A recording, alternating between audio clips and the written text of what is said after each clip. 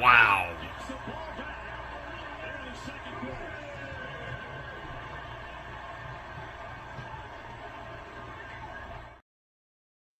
Welcome, everybody. Welcome to LSU Odyssey Live, our Sunday night recap show of LSU taking down South Carolina 20-10. Almost a carbon copy of the Florida game, minus the 5 turnovers, but still, you got 2 of them, and you completely bottled up Lenora Sellers. For just like the Florida game, you took a very highly regarded quarterback and absolutely hobbled them, absolutely bottled them up, and absolutely took them to the cleaners. This LSU defense were venomous and phenomenal, but just like the Florida game, your offense was poor, and you had to be drugged across the finish line by this amazing defensive effort from this brilliant Blake Baker defense.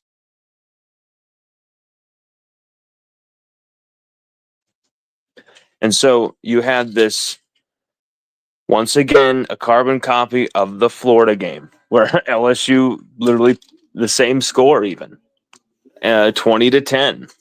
For the 5th of 6 games this season, LSU only scored 2 offensive touchdowns. Who would have thought that coming into this year? It's simply incredible. Simply incredible, and not in a good way. Just 2 offensive touchdowns, and somehow 2 offensive touchdowns in 5 of 6 games, and somehow LSU are 5-1. Somehow LSU are 5-1, and it is because of that animalistic, incredible Blake Baker defense. Just unbelievable numbers from last night. 44 quarterback pressures from 75 total plays against Lenora Sellers in South Carolina. Once again, your offense finally gets some running going, and you can't even control the ball. Your defense is out there for 75 plays. Like, we're lucky that was South Carolina, man. South Carolina are just a bad team. While their defense and their defensive front can really get to the quarterback, they could not stop the run, and LSU actually were able to generate some type of a running game on the ground against this really weird-looking South Carolina team. This South Carolina team should have been a difficult proposition. The South Carolina team should have been, Lenora Sellers stuffed for just 19 yards rushing on the ground. 19 yards rushing. Just over 100 passing the ball. LSU's defense exercised a lot of those dual threat quarterback demons from the past last night. I mean, they were all over Lenora Sellers in ways that they weren't last year, where he put up 88 yards in a first half, where, yes, we had some playmaking, some sacks on him, which we definitely did last night.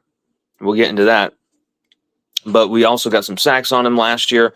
We also forced a few turnovers, but he was killing us with the dual threat abilities and still being able to make a guy miss and then be gone. You saw last night just how valuable it is to have safeties who can tackle, safeties who can take the proper angles, safeties and linebackers who can make up ground, sure, but they take the right angle and cut off the space, and it helps the defender who's in pursuit as well, and you're both tackling the dude.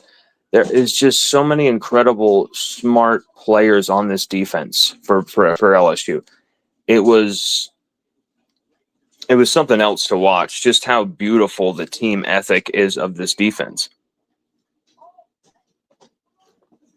Specifically, how well they work together. Harold Perkins and Whit Weeks. I mean, we asked for it in our preview article.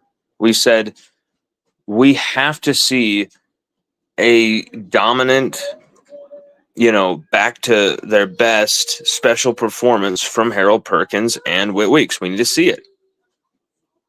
We have to see it. You guys have to have a hell of a game against Lenore Sellers, and we'll be fine. You guys should have a hell of a game against Lenore Sellers. You guys should be putting up these type of numbers. And what did they do? They put up 15 combined tackles. Both of them had a sack, 3 TFLs. Harold Perkins had 2 TFLs. And Whit Weeks only credited with 1, but it feels like Whit Weeks had at least 3. Whit Weeks had 6 pressures on Lenore Sellers. Whit Weeks, 6 quarterback pressures last night. 6. I mean, he's basically the human missile crisis right now. The human missile crisis. I mean, he is just flying out of the traps. Blake Baker loves to use Perkins as a decoy, drop Perkins into coverage, and then Weeks is flying at you. And everyone's worried about Perkins. And, oh, my God, Perkins. And then they didn't even think about, Weeks. And maybe the fact that, hey, white boys can fly too. White men can't jump. White men can't fly. Well, Whit Weeks can fly. And, my God, 16 pressures this season, all of them high quality, all of them on key downs, all of them, forcing big incompletions, getting sacks, TFLs, forcing big negative plays, forcing like last night. The sack that they were credited with was for their pressure was so venomous, it forced Lenore Sellers to throw the ball and get it out of his hand to get it away. Took an intentional grounding flag. It was a brilliant play, but this defense, a lot of it is almost like we don't care about the stats. We just want to make the plays. But my God, last night they racked up the stats.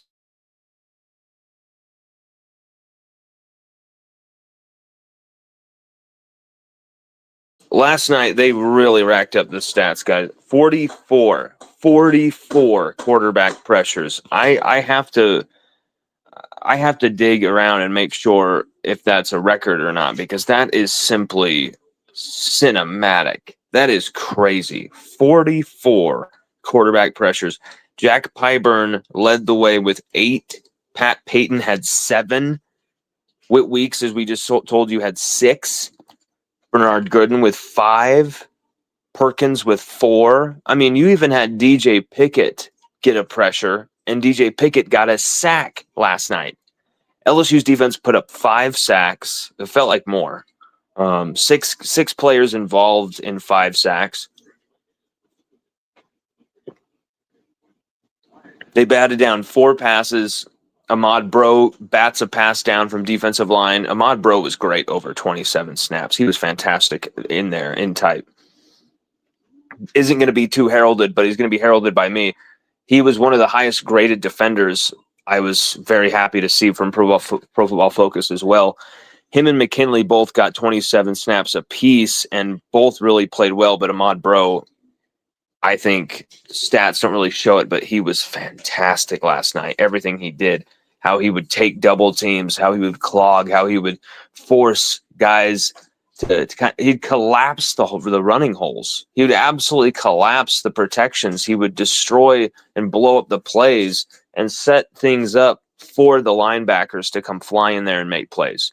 And you had Bro, you had Gooden, you had Jacoby and Guillory, you had all these guys up front, who Jack Pyburn especially, Pat Payton especially on the edge. But I really wanted to give the interior a lot of credit here. But this was the best performance by LSU's defensive line all season. And the stats show it. The eye test showed it. Even if they only had 1 or 2 sacks from last night, all those pressures, it's just ridiculous. 44 quarterback pressures on Lenore Sellers out of 75 plays. That means more than half of the plays, Lenore Sellers is not only like feeling somewhat of the pressure. He's got to extend the play somehow. He is getting, a defensive player is getting an official quarterback pressure. They are like, you have to do a lot to get that. You have to like flush them out of the pocket. Like you have to force them to escape and evade to get that quarterback pressure statistic. We were running Lenore Sellers into areas he had no comfort and mobility in. Where could he go? Maybe 2 or 3 yards and then get out of bounds. And sometimes those would be like positive plays because they almost got like an 8 yards, loss where Pyburn had him dead to rights, almost sacked him. And there was a lot of frustration early on. Like, you've got to turn these into sacks or they're going to beat you, because he's going to escape and he's going to make some throws downfield. And we damn well know this offense isn't going to score anything. So this defense has to keep them under, 10 and under. And I had a strong feeling that they had to do that for LSU to win the game. And they allowed some explosive plays here and there. They allowed far too many rushing yards, 193 rushing yards allowed, and I think you take off that 72-yard run by Fuller, I think it looks more, 120 or whatever, more respectable. I don't really feel like they had like a sustained running attack on us, but I think they did run the football on us pretty well. And that was kind of, they were able to drive on us. And watch how it affects both West Weeks and here's that Fuller touchdown. Big play that really cost LSU early. Nobody left at the second level for Fuller. One move on Cooley and he's off to the races. Cooley, I mean, we're going to talk about him because he had a hell of a game. That's a big error that basically allows a touchdown. TaMarcus Cooley, essentially, Whit Weeks, Perkins, they both screw that up. I'm not sure who, but one of them was not supposed to go flying in there. Someone was supposed to be covering that middle A gap. I think it was A or B gap, but he makes one move, breaks free. No one's there. Cooley has to do better to get him down to the ground. And Cooley has allowed he's allowed 2 passing touchdowns on him. He's had some mistakes in his LSU time, more so than like many of the other LSU transfer guys. But TaMarcus Cooley had a hell of a game last night, in my opinion. I really believe that TaMarcus Cooley, without him last night, you probably lose this game because Lenore Sellers breaks one of those. And I understand Halsey led the team as well in tackles. AJ Halsey was also unbelievable at safety. But TaMarcus Cooley, even though we had a big miss there, this pick was not only a beautiful pick there, but you also saw 2 back-to-back plays where Cooley is one-on-one with the receiver, and he has to make the play. Either he makes the play or this guy's catching it, and he's going to turn, and he might be gone even because there's no one there even. One of those plays, I think maybe that Halsey was going to probably come in there and clean it up, but the other play, I remember it was kind of like, ooh, like that looked easy because Cooley made it look easy, but he doesn't make that play, that guy's gone. Cooley on back-to-back plays has pass breakups. He's only credited with 1 by a lot of other publications, but credited with 2 rightly by Pro Football Focus.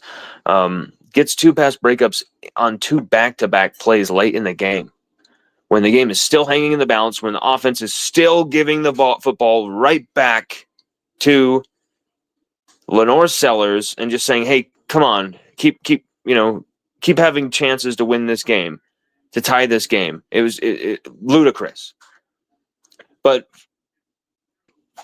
LSU's defense gets a second half shutout.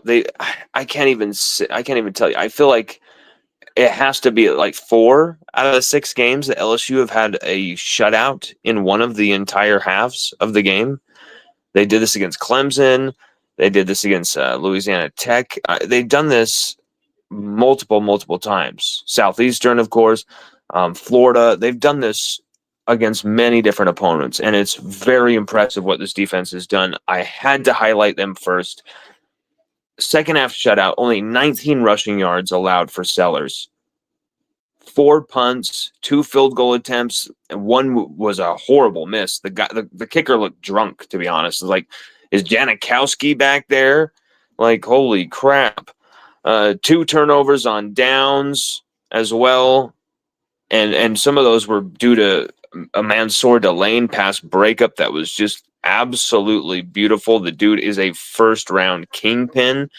Got to show you this play. This play was Delane is just money. Brilliant coverage on that deep shot earlier in the drive. And then the game comes down to him. Look at this beautiful coverage. Just oh, man. Delane Island. You can't be better than that. You can't get better than that. That is just 4th down, win the game. You have to be bending out far wide. It's not a perfect pass. It's not a perfect play call. Mansour Delane makes the play. It doesn't matter. It just swats that out of the air. He now has 6 pass breakups on the season. He's been incredible. Mansour Delane is locked down. 2 targets went his way last night. How many catches do you think Mansour Delane allowed last night? 2 targets went his way. 0 catches allowed. 0 yards allowed. 2 pass breakups. And I believe also a pair of forced incompletions as well through sticky coverage, including one on a deep shot route that happened a few plays before that pass breakup that I wanted to film because it was just such a beautiful, ridiculous sticky coverage by Mansour Delane. But things kind of just were flying. But what I loved about LSU's defense in this game was they made sure Lenora Sellers felt them for the entire game. First, it was Pyburn. Later on, it was Perkins at times, and then later on, it was Weeks going to town. LSU's defense was like, you are going to feel us, Sellers. We are going to pop the crap out of you, and they did it.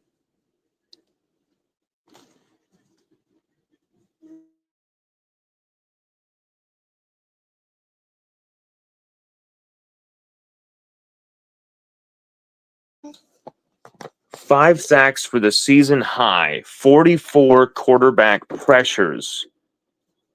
I mean, it was beautiful. It was beautiful. Lenora Sellers was contained. He was confined.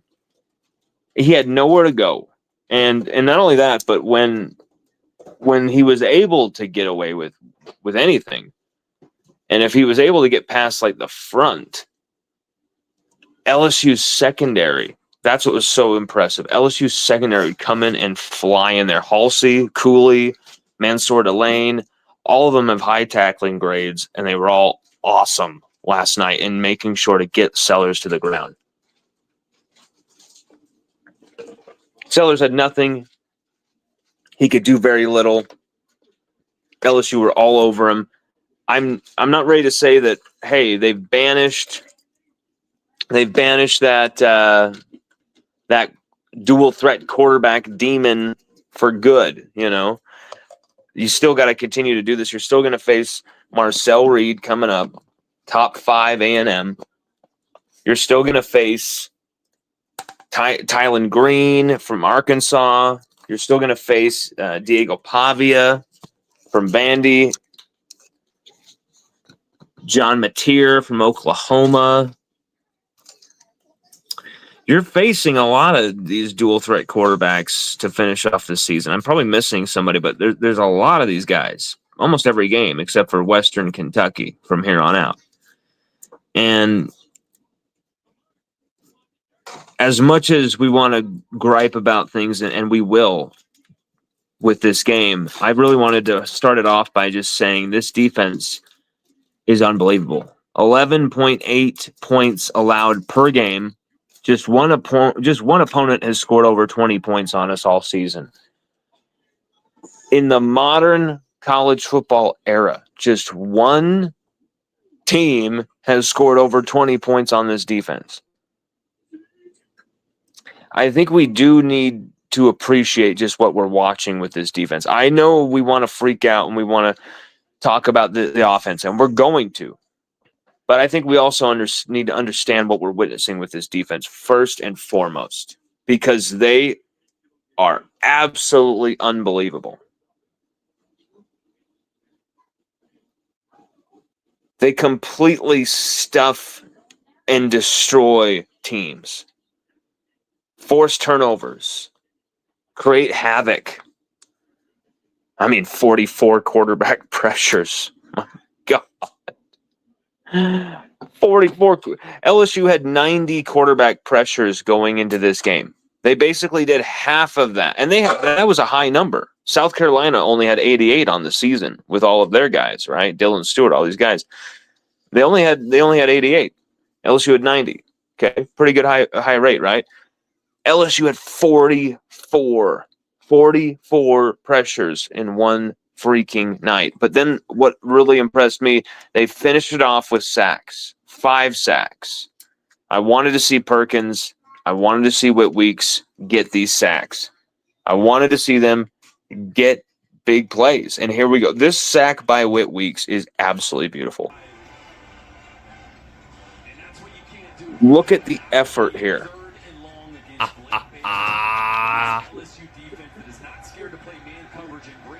I mean, that's unreal. He is out of the play. He's out of the play effectively. And then he's like, oh, wait. The quarterback's said, I'm going to knock the shit out of him. I mean, it's just... There's moments...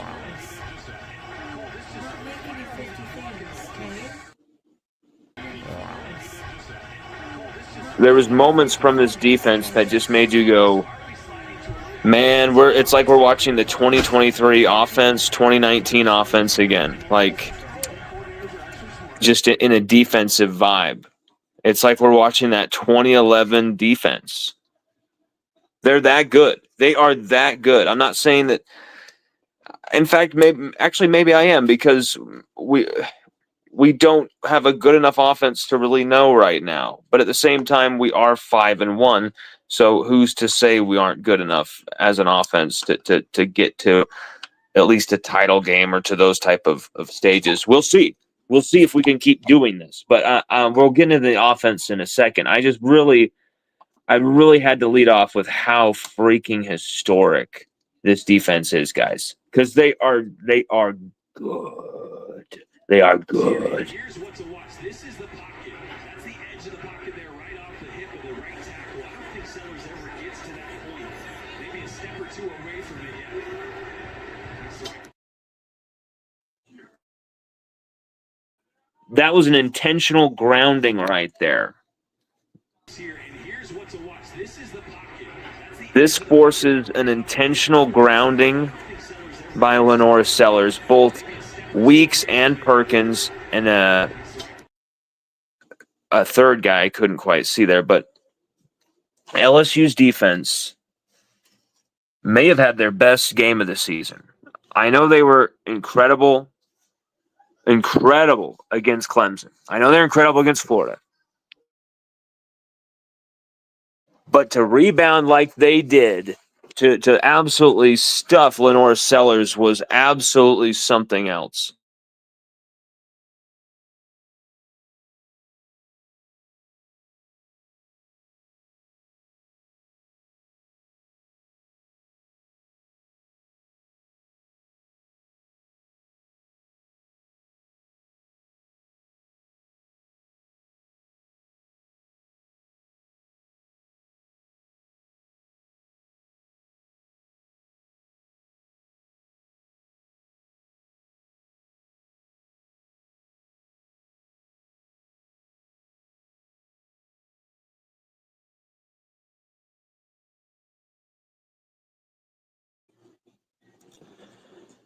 You had a defense that was...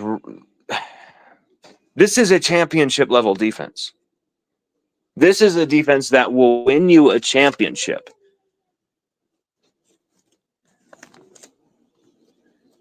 You just have to have an offense that can do the bare minimum and do what's required when it's required. And I'm not sure if that's possible, even with a great win last night.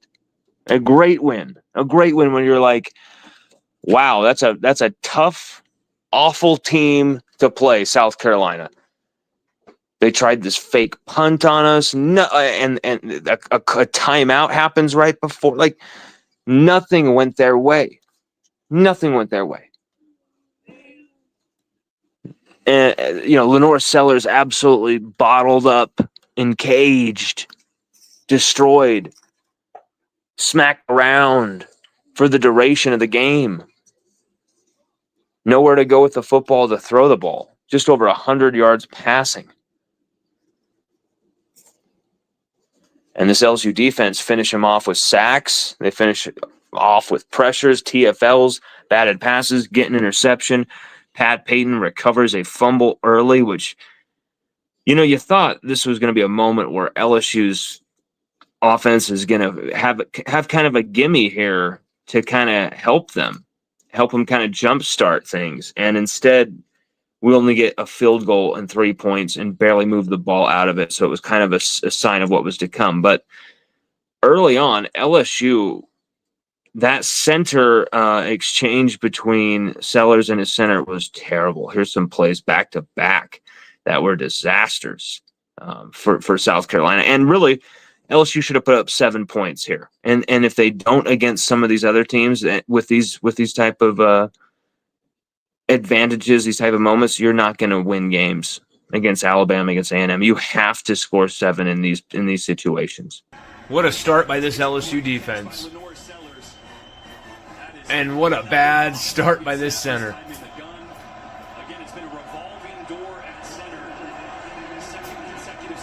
That was on the second drive. Sellers barely catches that. And then look at that play by Perk. And then Peyton comes off that block beautifully. This was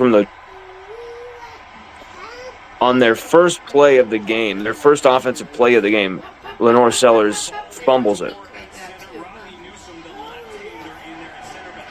And you kind of felt like this is a situation we can't screw up, right? Pat Payton recovers that football.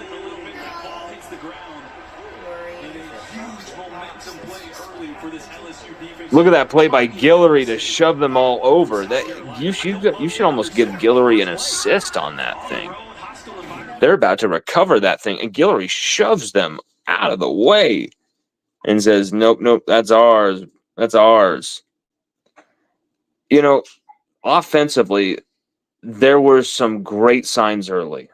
Now we're going to talk about the offense. Offensively, there was some great signs early, okay? Nuss started 10 for 13 for 88 yards.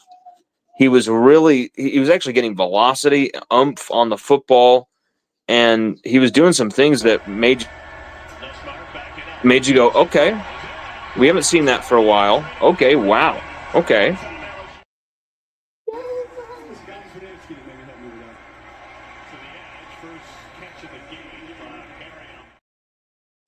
See, you didn't see that against Ole Miss. And it was, okay. I'm liking this by Nuss. Okay, I'm liking this version of Nuss. This is good. This is great. And you're seeing plays like this. Nuss is throwing the deep ball. He threw a deep ball to Hilton one time, which drew a flag for pass interference. And then on the other, it's a little underthrown, right? Slightly underthrown. It's just slightly underthrown. It should be a catch.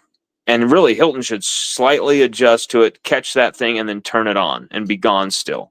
Really, he's that good of a player. Instead, just any deviation from everything being absolutely just perfect how you have to have it, Hilton drops the thing. Goes right through his hands, off of his chest, trying to use his chest to catch it. So Nuss was able to kind of sling this thing around for a bit there. For that first half, it was like, whoa, Nuss is actually throwing the football. This is very interesting. What could this produce? And this is the best play from LSU's offense all night.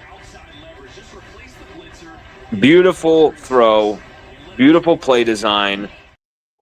And once again, I've said it all season. I said it all during this season.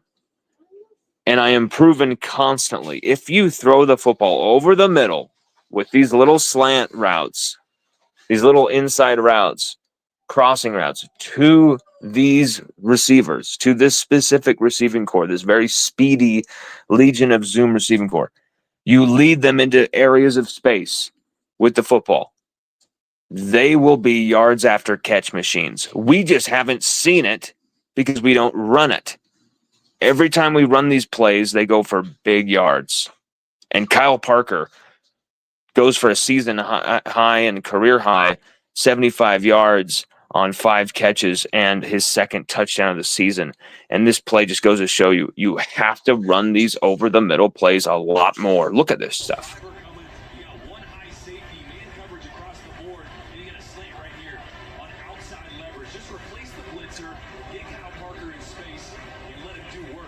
If you have an injured quarterback who can't really put much into these throws downfield, why haven't you been calling stuff like this? It's literally pitch and catch. And it's exactly what can, get these receivers going, get this offense going. And once again, though, Nussmeier, he still does not get a 300-yard game. Only 254 yards, 20 of 33, 2 touchdown passes. We'll get into those after, the Kyle Parker touchdown pass. He throws a touchdown pass to Trades Green as well early in the game. Trades Green, man, we're going to get to him in a second as well. But 4 of 11 on third down for LSU's offense. That is a bad omen. 4 of 11 on third down, bad omen. Scored just 2 touchdowns for the 5th game of 6 games this season.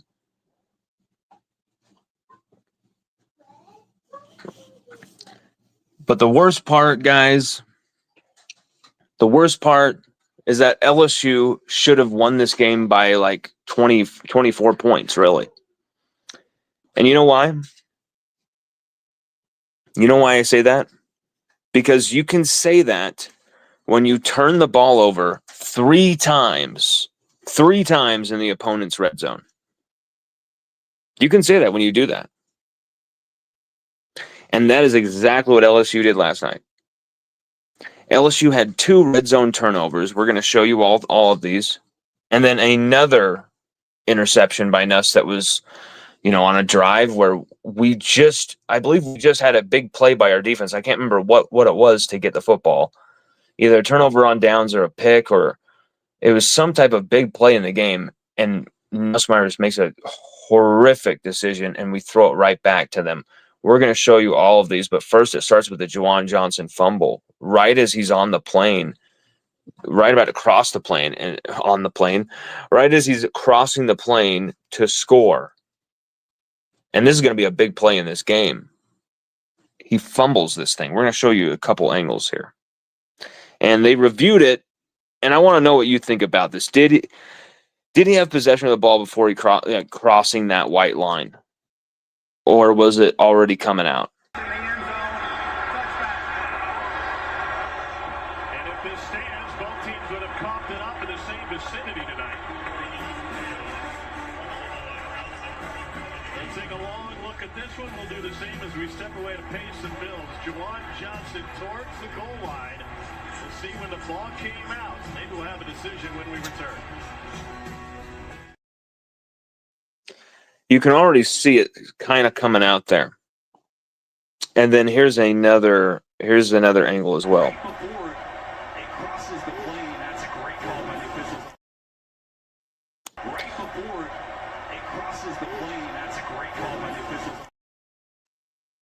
Did you guys see that one? Let me show you again.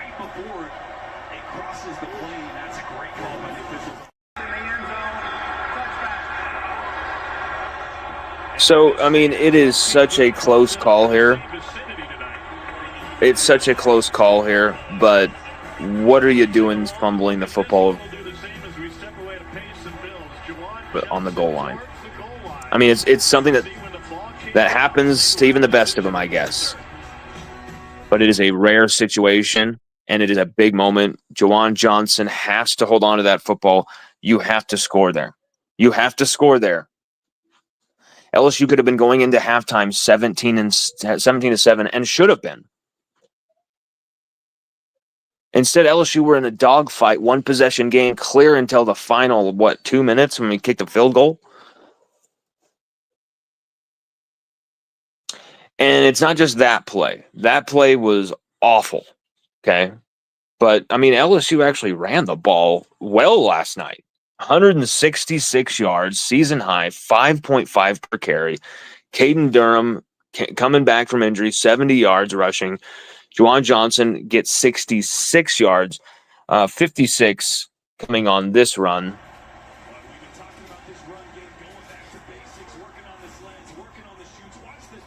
This was a great explosive play here. Look, and this is a great blocking from Cohen Eccles, Braylon Moore. Beautiful. Nice move. And beautiful by Braylon Moore there, too, as well. That is a beautiful play design by Joe Sloan. So last night, I don't think was a bad night from Joe Sloan at all. I'll get into that more. LSU, I mean, you even saw Nussmeier running the ball.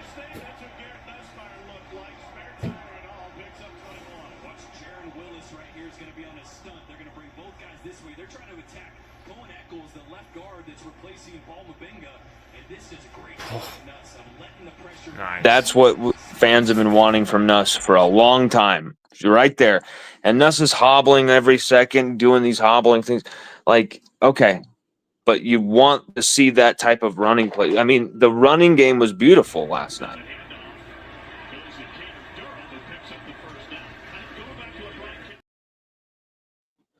There were moments where you could barely get a yard like this, too, though. Stewart has been so impressive early on. Just stonewalled right tackle. Could not get half a yard. Watch him on the right side of your screen. That's a big man that he's just saying, you're not going to move me. And then with one arm making the tackle on Caden Durham while reinforcements show up. LSU actually ended up getting the call for that first down.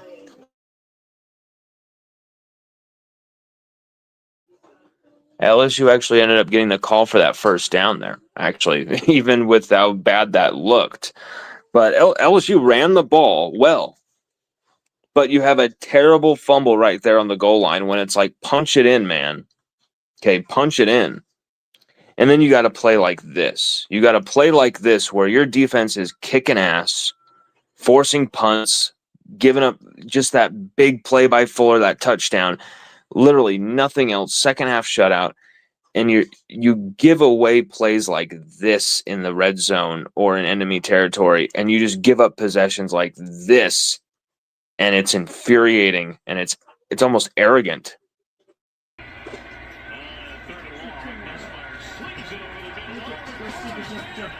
I mean, what is that? He's off platform, off balance, kind of like fading away to his left and just kind of thinks, I can make any throw. I can make any throw here.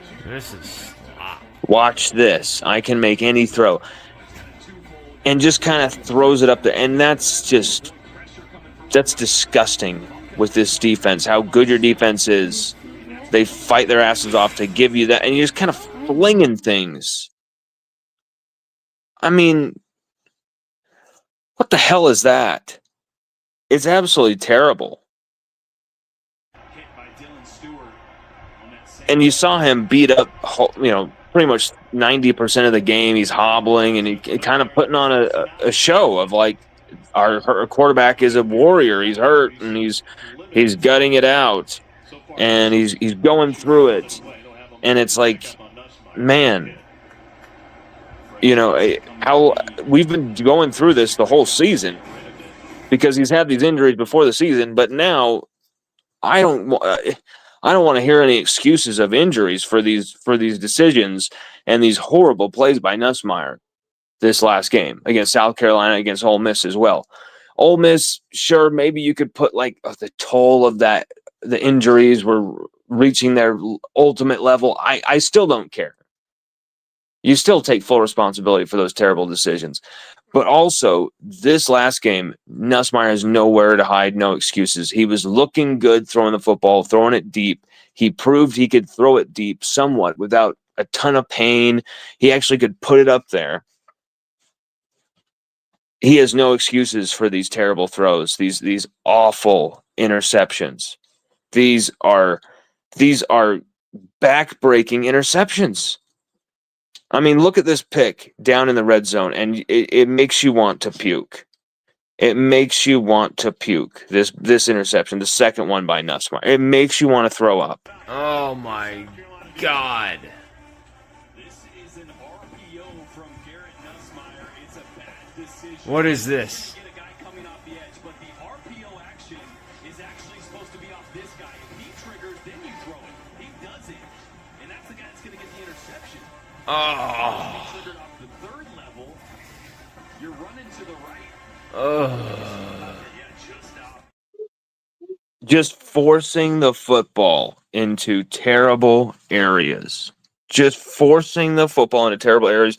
And because he doesn't have a second option, Garrett Nussmeier. There's no second option of like he can extend the play with his legs. He can break it outside of the pocket. There should be that second option there. There should be a third option there for Nussmeier. We've seen it before with Garrett Nussmeier being able to extend plays, being able to win games by rolling out of the pocket and making a throw downfield, using his legs to extend the play, evade pressure. We've seen Garrett Nussmeier do these things. But what we saw outside of a few brilliant plays to Trades Green, the Kyle Parker play were just showing him being a smart distributing quarterback, which is the way you got to use him. Instead, you saw the worst of Garrett Nussmeier with these interceptions. It's not only that he threw them, it's where he threw them. Just shocking. Just absolutely shocking.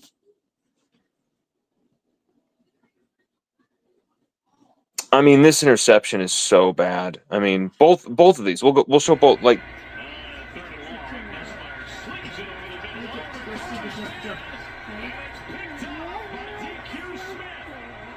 Oh my God! and now here's the second one.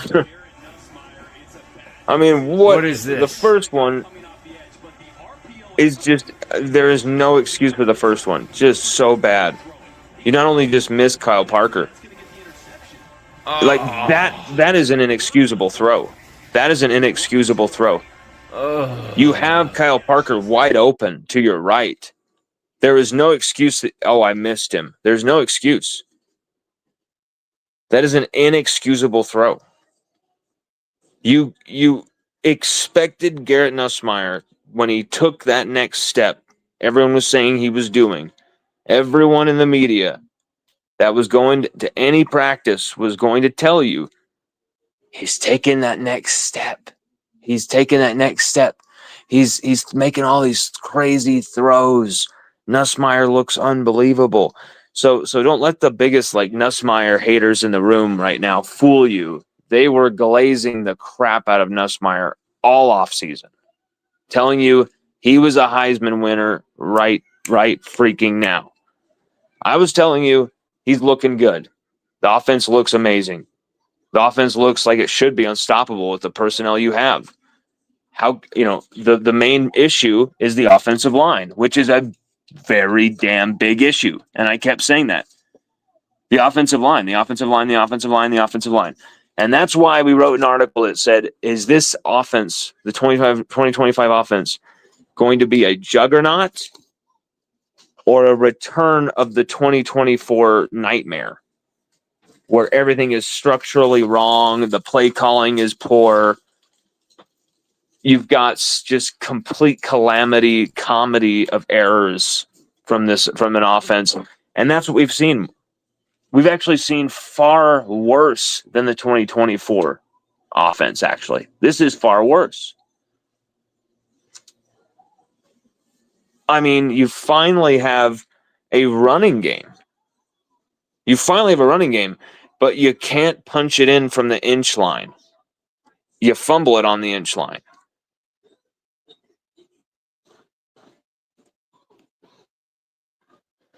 You know, you're finally able to generate some type of offensive momentum, only for Nussmeier to throw the football to the other team twice inside our own 15, 20-yard line. Fumbling it as well on a quarterback keeper inside the red zone, which was a terrible play call as well. And I don't think play calling was the worst thing last night.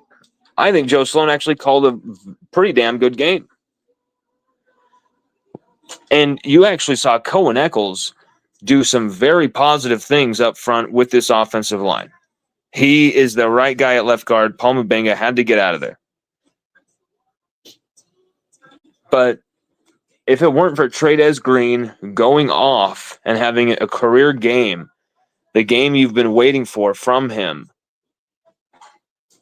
you have nothing from this offense. Nothing outside of Kyle Parker making some plays. That's it. Kyle Parker making some plays, 75 yards, 5 catches, and a touchdown. If you don't have Trades Green to match that, even with the good running game, 166 rushing yards, you still probably don't win this game. That's crazy. With that defense, that's crazy. That's how bad this offense is. That's how unreliable this offense is. That is how the lack of control, even when running the ball. It's something crazy when you see your offense getting multiple possessions in the final 7, 5, 3 minutes. At all of these points, you're getting the ball back, right? And you're expecting them to just run the football, to force South Carolina to use their timeouts to stop the clock. And then the next drive, you get it back. You would have already knocked off, a minute and a half off the clock more. So there would have been only 2 minutes left, the last possession, and you would have effectively been able to kill it off. Instead, you gave South Carolina the ball back multiple times in that sequence, instead of running the ball and working the clock and controlling the game and forcing South Carolina to use timeouts. You threw the football and had zero success on any of it except for one play where we were lucky that whoever caught the football was barely knocked out of bounds, just enough so that the clock would keep running. That was it. Other than that, it was are we even trying to win this game? What are we doing? South Carolina were bending over and begging you to beat them by 30 points in this game, and you couldn't do it. And that's something that really sickens me.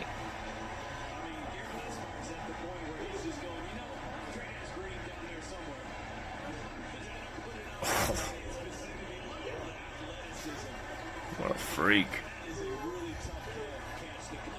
What a freak. You had multiple opportunities to seal this thing and to finish it off, and you could not do it. In fact, all you were interested in doing was giving them the football again and again and again and again, and seeing if they could maybe get back in this game and tie it up. It was unbelievable. It was ridiculous. Thank God Caden Durham got going, 70 yards rushing. But 166 yards on the ground, 5.5 per carry. That's going to do it most nights. You're going to win most games doing that. Not when your offense literally squanders 2 turnover opportunities. You get 2 turnovers in great field position, and you only score 3 points. Okay, that right there is a bad omen.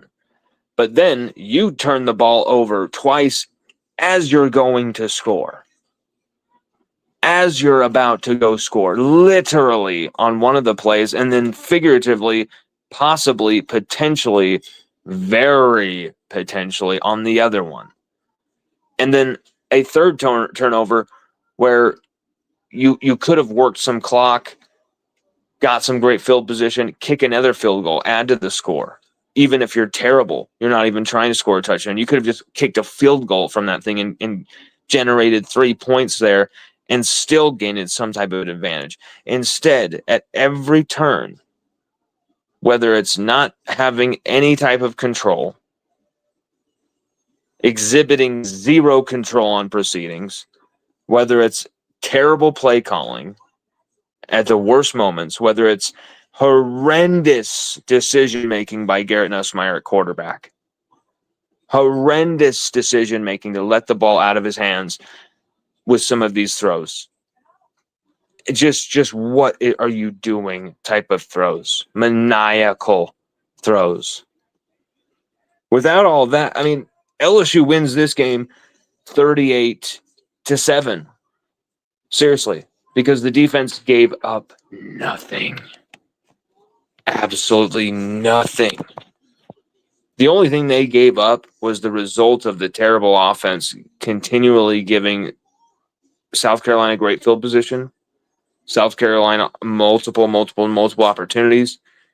And frankly, South Carolina are a bad team. 13 penalties, 13 very critical penalties. Sellers was garbage. I mean, he could be a very good player. He could be a very good quarterback. But I don't think he's got the right supporting cast around him to get the best out of him this year. Everything looks very awkward. Things look very weird. And it wasn't, I wouldn't say it was easy. Sellers was very slippery. Sellers was very elusive. But he's not some Heisman freak, you know. I think we're still a wait and see mode for that with Lenore Sellers. LSU's defense was incredible last night. So much fun to watch this defense put on this show. But man, if it weren't for Trades Green, 119 yards, 8 catches, 11 targets, really, really definitive game from him. You don't have that. You don't have Kyle Parker, 75 yards, 5 catches and a touchdown. You don't win the game. LSU cannot score points. LSU have only scored 2 touchdowns in 5 of their 6 games. Just 2 offensive touchdowns in 5 of their 6 games. And I understand it, we're 5-1. But it's the same type of bullshit where people, how dare you, we won the game. Are you spoiled? That type of talk that I think we all know where that came from. But I don't care. Like, I want to see this be a dominant LSU football team. And LSU offense doesn't have to be like scoring 40 points a game or something. I'm not expecting that. No one is expecting that. But what we're seeing is absolutely embarrassing. It's far below the standard. Not only just as a collective, as an offensive line, you're playing soft, even with running the football well. There's bad play calling with not controlling the tempo, controlling the game, killing the game off, using the clock to kill the game off. Maybe even throwing the Trades Green more. Using the middle of the field more with your guys, with like Berrien Brown, Kyle Parker, lead them over the middle more. It was a great job that you kept feeding Kyle Parker because he deserved it, and look what he did for you. That's why you feed your best players. That's why you feed your hot hands. That's why you ride your hot hands. But Trades Green, first LSU Tiger with a 100-yard game on LSU's offense all season, rusher or receiver. And only the second LSU tight end in LSU history to have 100 yards receiving in a game. Still, this was a game that LSU should have won by at least 21 points. And instead, you're hanging on. You have to kick a field goal to seal it. And your quarterback thinks that in order to win games, you need to risk the football at every point and position of throwing it. You can't ever make a safe throw. You can't ever kind of like, hey, if he doesn't catch this thing's going to go out of bounds. Like that type of a throw where you use the out of bounds line to, effectively make it so either the guy catches it or it's going out of bounds. That type of a thing. And instead you're putting the football in danger constantly. Not just because they're dropping 8, but you're literally having pockets, windows to throw into that we know Nussmeier can hit. And it's not just the injury. The injury is a part of it before, but at this point, Nussmeier's just making bad football decisions. He's making bad throws, and there's no way getting around that. There's no defense. There's no argument to like try and, hey, change your opinion on that because we're going to play him anyway. So you shouldn't say that. Like hell, we're going to say how we feel. And we like Nuss. Nuss is a good friend of the program. He's a good friend. His family, I love his family. Met his grandma, Gano. Great people. The dude is hurt. He's not playing well.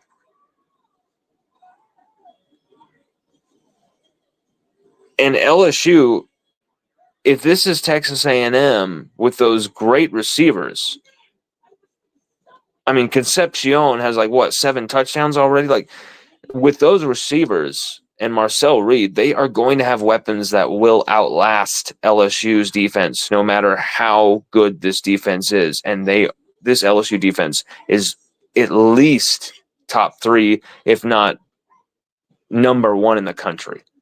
Just incredible. I'll put them up against anybody, but you have to score points. You have to control the game. You have to control the clock. You have to control the tempo. You can't waste terrible timeouts in dead ball situations where you don't know what the hell you're doing.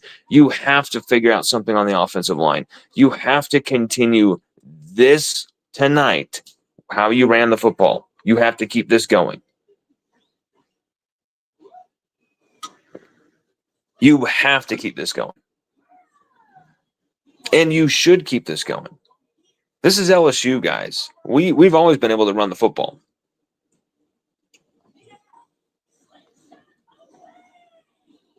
Paul Tarver in the house says, props to South Carolina's quarterback Sellers, Houdini-like escape artist, slippery as a greased pig.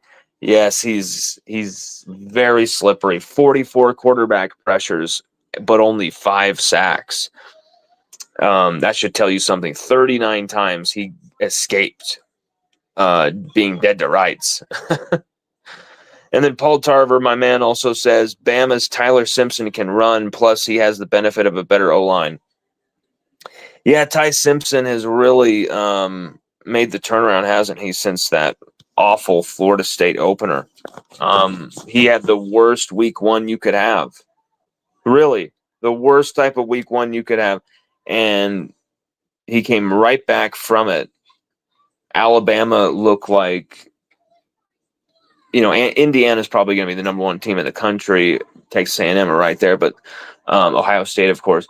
But you really got to watch out for Alabama.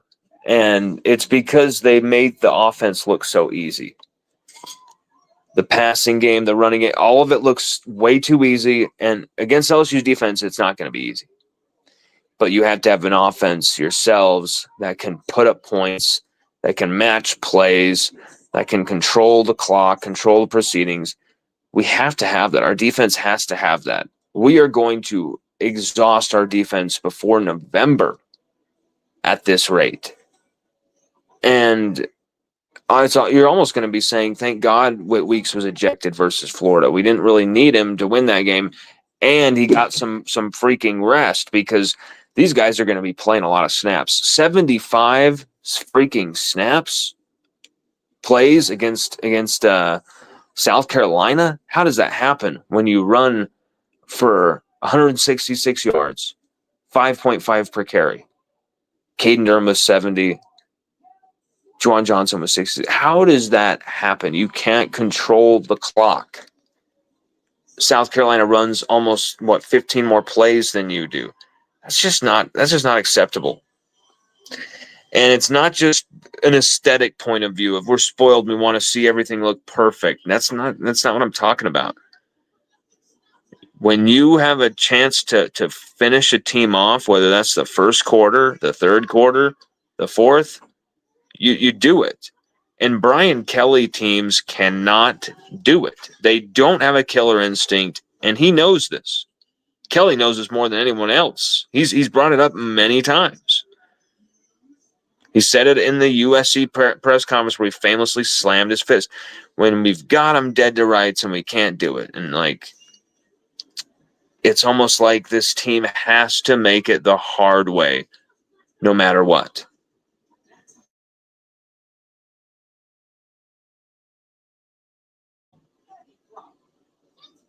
There's going to be the questions.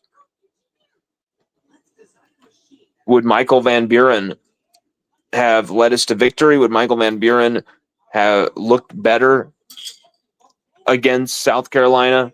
Would Michael Van Buren, LSU maybe capitalizes on some of those possessions? Obviously, you can't blame Juwan Johnson's fumble on Nussmeier, but you can definitely blame 2 red zone interceptions thrown by Nussmeier on Nussmeier. Sorry, 1 red zone interception, one that was, getting close to the 50-yard line.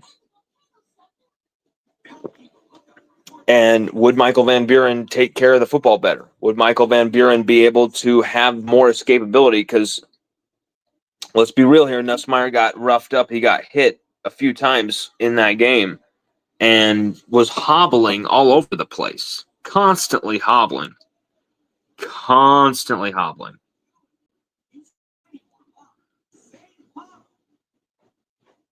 I mean, the dude was hobbling all over the place, and it was kind of fetishistic or theatrical. It was weird.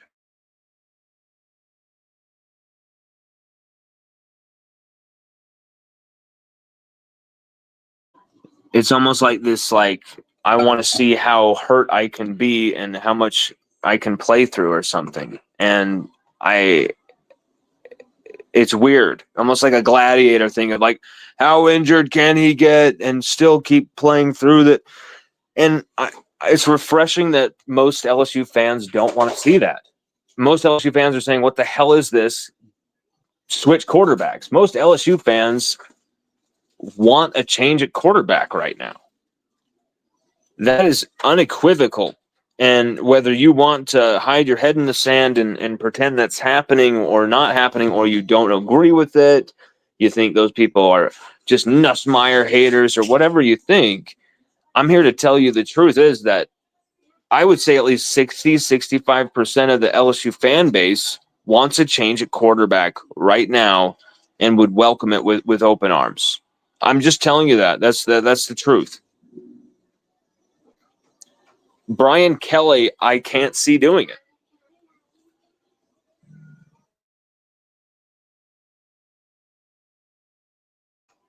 I can't see Brian Kelly doing it.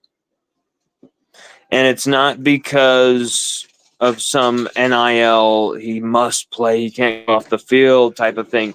If you sign some type of deal like that, where you can't take a guy off the field ever, you don't know what you're doing with NIL, and you should probably just quit right now type of a situation. But it's certainly strange when you have so many moments in a game that tell you the alarm bells are ringing. And I'm saying, from a health standpoint, from a performance standpoint, it shouldn't be this sacred thing that you can never change a quarterback, where it's like you've basically killed them off of a TV show or something. Like that Nuss could never come back and be quarterback again. Like, it's ridiculous. I think in all actual fact, you need to be experimenting with that type of stuff more, of like, hey, like Nick Saban would do with Jalen Hurts. Like, hey, you know what? You're not doing it for me right now. I need to I'm going to push this button of yours by putting in this other guy. And maybe we bring you back, maybe we don't, but we have to spark something, we have to push something, we have to change something. And in some respects, Nussmeier kind of said in that first half, you don't have to do that, because look at what I'm doing with the football. I'm in command. You don't have to do this. You don't have to change me. Change. Yeah, you don't have to change me. You can keep me in. I'm going to deliver victory. So what if I can't run? I'm going to make these plays, and I'm going to sling it all over the place. I can throw it deep. I can escape. I can show some escapability. He was actually impressive for the first bit of that game, right? And you're like, okay, like, he's silencing doubters. He's answering questions. He's actually scrambling for 21 yards here, scrambling for 10 yards there, like getting first downs and being excited about it, and showing pizzazz, showing some type of like mentality, some type of hard ass, kind of hard nosed, I'm here to be the quarterback type of vibe, where it was like, okay, Nuss is back. I feel like, okay, we're going in the right direction with Nussmeier here. And then he would ruin it with these interceptions every time. These interceptions are diabolical.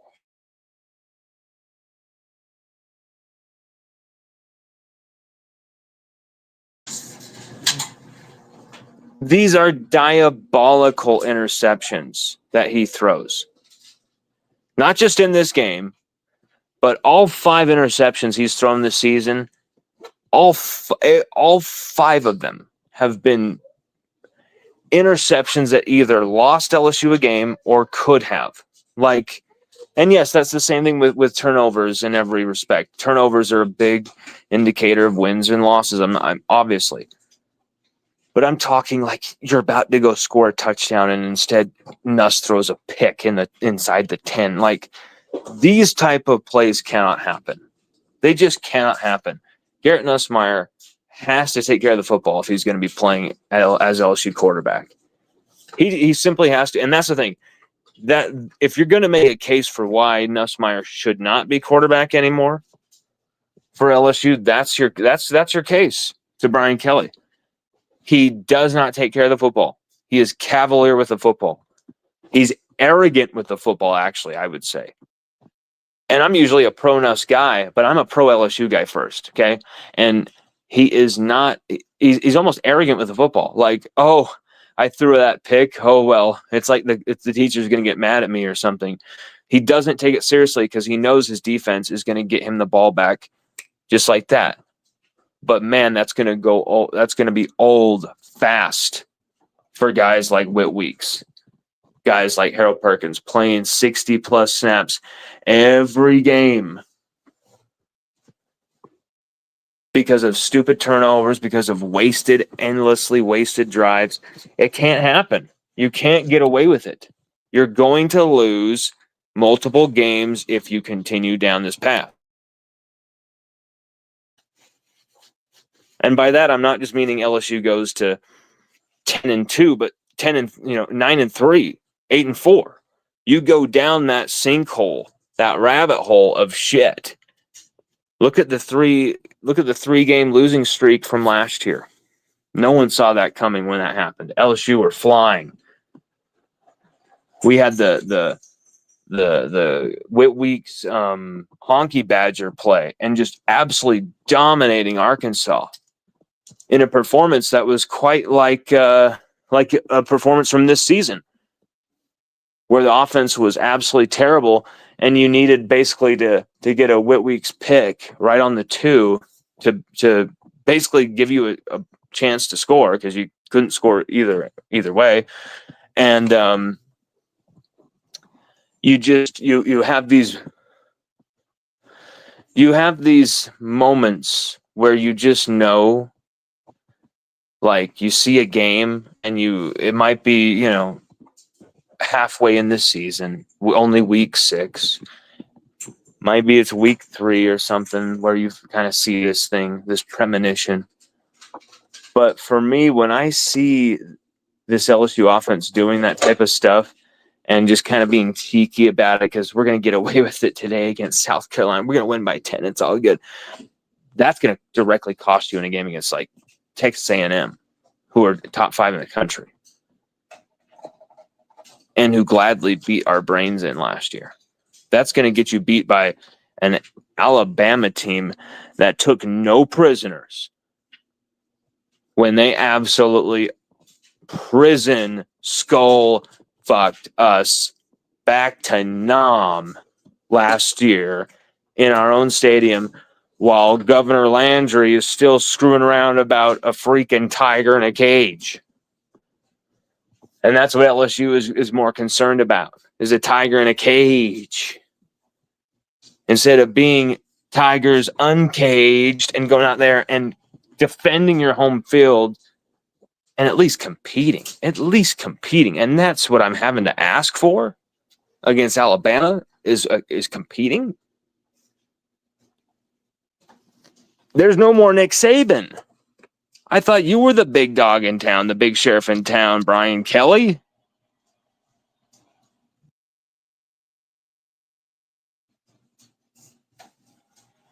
LSU has to do something about this. It is a wide open season in college football. It is a wide open college football season. And it's been that way since 2023. 2022, you could even argue, although Alabama, Georgia, those two teams, probably the cream of the crop. But for basically the duration of Brian Kelly's tenure at LSU, it's been actually easier paths to glory than one would expect. And all of those paths have been basically just thrown away, wasted, spit on, and just thrown away, just wasted. 2023, Matt House. We all know. We all remember. There's these times where you've got to make a change, you got to do something differently, or this is going to go down a sinkhole. It's just going to keep going. It's going to get gradually worse and worse and worse until zombies are coming out of the walls. And what's going on right now for LSU offensively, something's got to be changed. Something has to change. You seriously, simply must change something more than what you've done. Yes, you're going in the right direction. But you need to be able to consider everything. And there be no fear and no politics about considering everything. And that's not saying throw Garrett Nussmeier out, get MVB in here now, like so many people are calling for. I'm not saying just do that immediately. You need to be able to look at every option and be free to look at every option. And I just don't think Brian Kelly is in that position or wants to be in that position or would take that decision even if he could, even if he had it to be made. Nuss is his guy. And it's going to be a brutal season. We told you this game was going to be brutal. We told you this game was going to be ugly.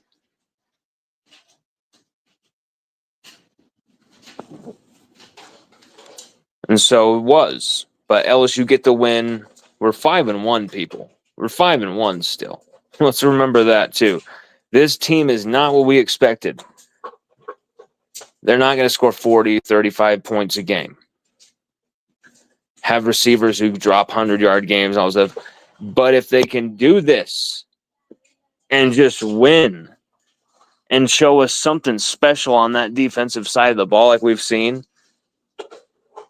and actually take care of the damn ball and not turn it over. When you're talking about this defense and you're talking about maybe for once the skill position guys showing up, taking turns showing up game to game, there might not be a team that can beat us. And I'm serious, and it doesn't take much. But here's the thing. You could also lose 4 games here with that offense. And if you don't change that offense, fix that offense fast. And if you're not going to do it with a 1 bye week, maybe it's going to take it clear until the Alabama bye week. But that's another month. That's another month of games.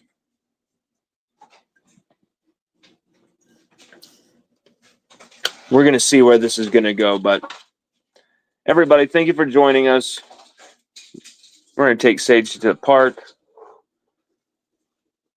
You guys all have a great rest of your night. Hopefully you had a good time watching this and chilling with this. Comment, definitely leave a like if you can, a subscribe. Definitely share it, of course. And visit and subscribe LSUODYSSEY.com as well. And follow the Twitter, follow the Instagram, and thank you guys so much. We'll be seeing and talking to you guys soon. And, go Tigers as always, people. Go Tigers, go Tigers, go Tigers.